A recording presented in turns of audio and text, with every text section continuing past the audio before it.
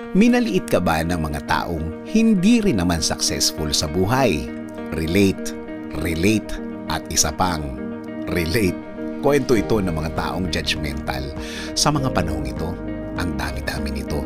Mga taong kaya nanghuhusga para lang maiangat lang nila ang mga sarili nila sa iba.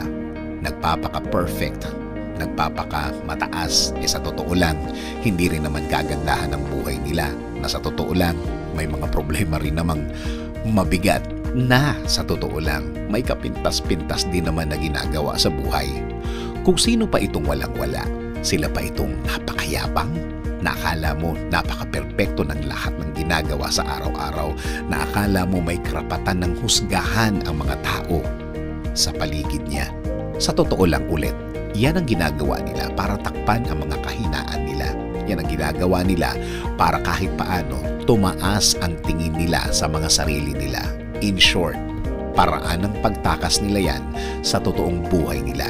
Para kahit paano makakalimutan nila ang mga mabibigat at mga nagpapasakit ng ulo nila na mga problema nila. Maling paraan, maling gawin. Akala nila nakakatulong ang ginagawa nila sa mga kalagayan nila. Akala nila habang ginagawa nila yan, gumagaan ang problema nila. Akala nila nakakagawa ng solusyon ang panghuhusgang ginagawa nila.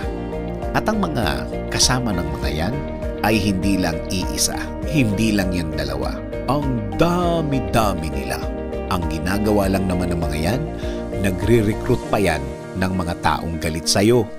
Since maganda ang kalagayan mo at natural na sa mga tao ang pagiging inggitero at inggitera, madali nilang napapadami ang mga taong galit sa'yo. At yan ang nagiging bonding nila sa isa't isa. Ang gawin kang topic at atupagin ang pang-aalipusta sa'yo.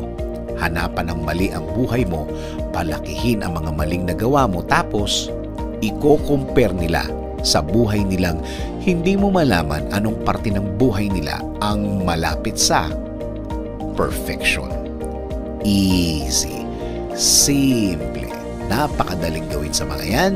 Huwag bigyan ng pansin ang mga tao yan. Tandaan mo ito at sure akong mangyayari sa kanila. Isang araw, sila-sila na ang magsisiraan.